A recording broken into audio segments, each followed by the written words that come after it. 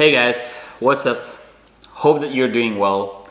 I felt inspired to talk about breakups and the process of breakups tonight, and that is why I wanted to record this video. So for those of you who are currently in the process of a breakup or who have been struggling with a breakup for a long time, this video is precisely for you. I know what it's like. I know that it can be brutal. I know that it can also be a tremendous opportunity for growth, and that is exactly how it has been for me. Every breakup that I went through was a phase of personal growth, personal transformation, and it pushed me to develop myself in ways I was never aware of I could, right? Because of that intense emotional turmoil you go through, and you kind of have to reinvent yourself. That's how it was for me, you know. I forged some kind of identity as being in a relationship with someone, okay? And that became part of my identity, of course, because you spend a lot of time together, so you grow closer. And then the separation happens, and all of a sudden you have to reinvent yourself, right?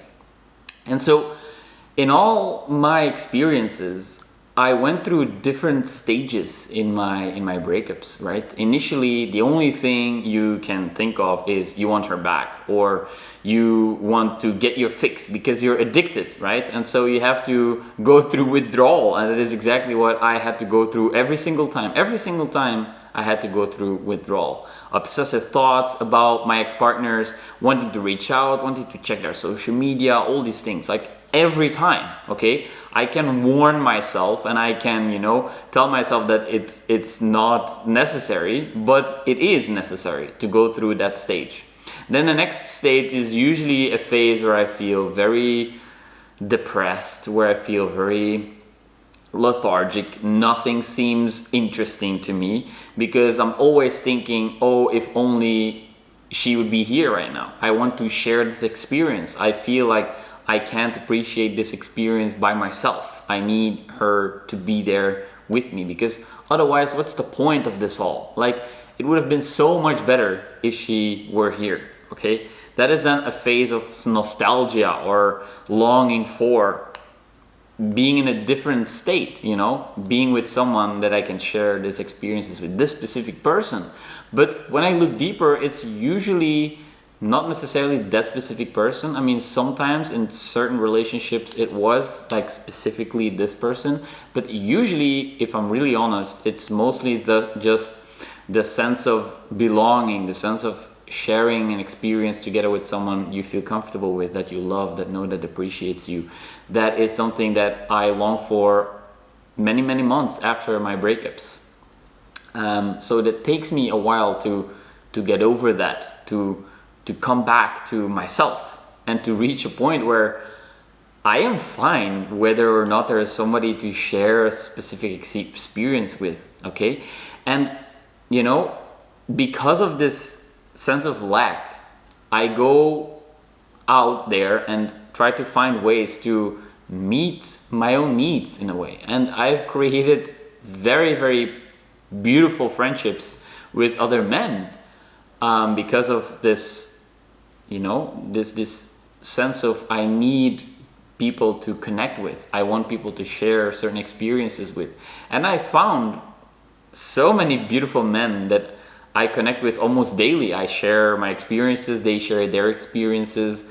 And it's a big part of reinventing myself, okay? Building a support system, building a group of men that I can trust and that can trust me, and where we can share our daily stuff, mundane things like today I feel bad, or today I feel amazing, or today I did this, or today I ate peanut butter for the first time, whatever, silly things. But the daily things, it's in those experiences that you really get to know someone, that you grow closer, that you build some kind of relationship. And that is what is then the next stage for me, is to nurture relationships with other people and myself, okay? So after the stage of nostalgia and longing for my ex-partner, and oh, my life is so useless without somebody who cares for me and romantically, like I tend to wallow in self-pity for a long time, you know, victimizing myself. Oh, my life is so bad now and I feel so lonely, and you know, nobody loves me and nobody's ever gonna love me ever again. We all go through this, okay, myself included. But it doesn't have to last, okay? When it lasts longer than, I don't know, multiple years even, I think that there is something stuck that you're unwilling to take responsibility for, okay? So at some point I realized, okay, do I want to live like this? Do you want to live feeling lonely all the time? Do I want to feel incomplete, or I want to feel dependent on whether I'm in a relationship or not for my own well-being and happiness? I don't. At some point I realized I don't. Initially I don't believe it, or I want to avoid asking myself this question, but after a while I realized I actually don't. I want to enjoy my life, and it doesn't have to be dependent on whether I am in a relationship or not. Doesn't have to be dependent on my relationship status, let's put it like that, right? Okay, so those are a few of the stages that I always go through. And then kind of like the last stage in a way is the stage where you are having a freaking good time by yourself, you know, and that is the stage that I'm in right now. Like, I am absolutely enjoying myself, and of course sometimes I have a day off and I don't feel too good, and you know, all my life sucks. Everybody has these days, right? But more often than not, I feel pretty freaking good. I feel excited, I feel engaged with life, I'm doing stuff, I'm exploring my own values, my own fears, okay? One big thing, and I think it's one of the most crucial factors in my progress or my growth, is challenging my fears, challenging my comfort zone, okay? Whatever I feel resistance against, I explore it, and usually I try to overcome this fear or this resistance, okay? I feel fear of doing something, okay, then I do it. That means I do it. I feel resistance, I do it. I feel resistance, I do it. And sometimes I feel resistance and I choke, I chicken out. I'm like, I'm too scared, and then I make a conscious decision to not do it, and then I don't hit myself over the head for not doing it, okay? It doesn't have to be a prison. It doesn't have to be something that you punish yourself with or for. It's more like, okay, I feel this fear and I know that I can handle it, and then when I do, I give myself all the appreciation and the self-love, like, wow, you did that, you overcame that fear. That is very strong, and you are, you know, brave and courageous, and you're living a life that is not dictated by your fears anymore. You can decide against your fears, you can challenge your fears, you can challenge your comfort zone. And that is, in the last stage, the thing that tips everything for me, okay? Then I start really taking bold action, and I start to put myself out there, and I approach girls and I am honest with them, and I try new things in my life. And that is when I feel, okay, now I reinvented myself, okay? I finally reinvented myself. And in my case, and again, I don't want to say this to make you anxious about your time frame, okay? If it takes longer or shorter than in my case, it's personal, okay? Your journey is not my journey, and you shouldn't compare yourself to my journey. However, in my case, it was always useful to kind of have some kind of time frame or gauge how long it takes, you know, for other people. And in my case, it usually takes about a year. That is usually the time when I feel like, okay, I am really at the next stage now. I'm ready to move on, ready to let go. And I came to the realization just today that, you know, my ex-girlfriends from like I don't know, like 3-4 girlfriends before my last relationship, I think about them maybe twice a year, okay? And then the one after that, I think about her maybe like 20 times per year. And then the one after that, I don't know, 100 times, who knows? And then the last relationship, the most recent one, sometimes I think almost daily, she pops in my mind at some point, you know, like, I don't know, I hear music or I think about something and she pops in my mind like a thought, you know, it's just random, it pops into my mind. But I no longer it doesn't have this emotional charge anymore. There's no emotional charge. It's there. Okay, fine. I can entertain it. I can decide to let it go easily. It doesn't have this heaviness to it anymore. Okay, and so I know that the more years pass, the less she will pop into my mind, and it's normal. It's a way of your brain to hold on. Okay, the memories are there. Your brain wants to feel still connected, so it pops these ideas in your mind, these thoughts. But it's okay. It's just like a thought that pops into your mind that, I don't know, you want to whatever, you want to do crazy things, but you don't have to identify with these thoughts. Maybe a thought pops into your mind, oh, I want to push this person off a bridge or something. Okay, that's like a crazy example, but some people might think about these things and they're like, well, what the hell was I thinking? Okay, but you don't identify with this thought. You're not a bad person because you imagine pushing someone off a bridge. It's a dark thought, but we all have these, right? So same thing with the thoughts about your ex. They will come into your mind, but you will no longer have this emotional charge. They will not mean so much anymore. They're just there. Okay, fine. My mind decided to bring my ex to my attention, fine. I can decide to engage with it. I can decide to think about it a little bit or reflect on it or whatever, or I can decide to just let it go and they disappear, the thoughts, right?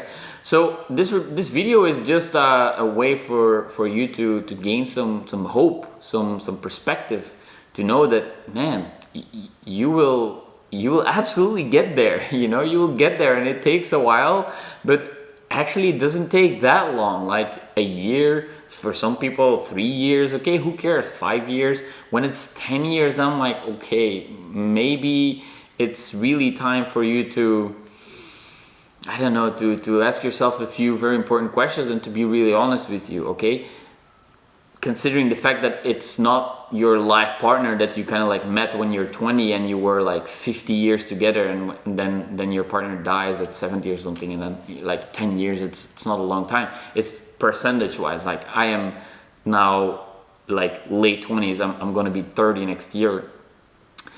It's a relatively short amount of time considering my whole life, and with people who have been together for a long time. Okay, it makes a difference, right? That there's this rule that it's kind of like half the time you were in a relationship together, it takes you to get over it. I don't think that's really accurate. If you've been together for 20 years and it's going to take you 10 years, I don't think it has to be like that, but it can give you some idea.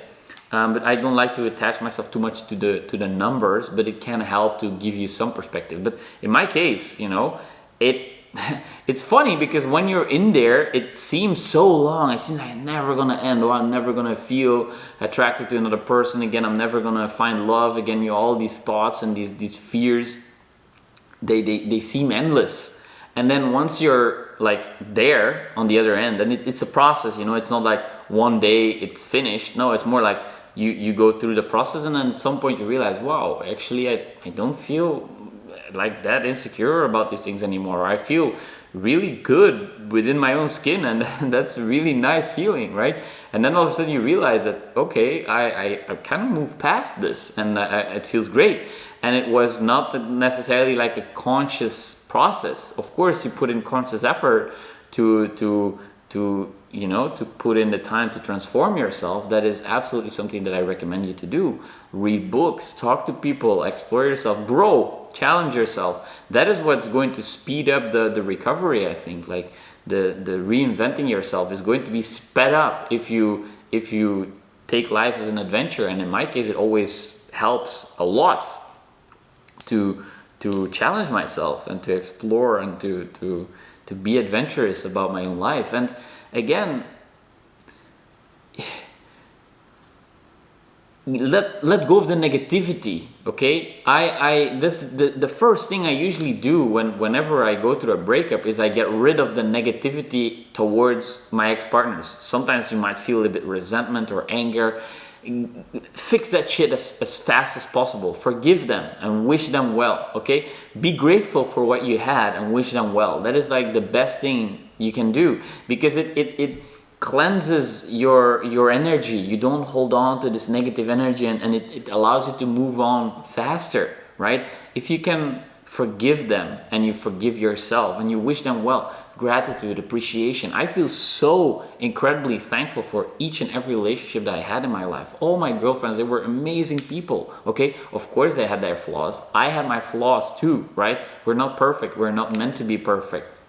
And they taught me so much. And I hope that I taught them a lot too, okay?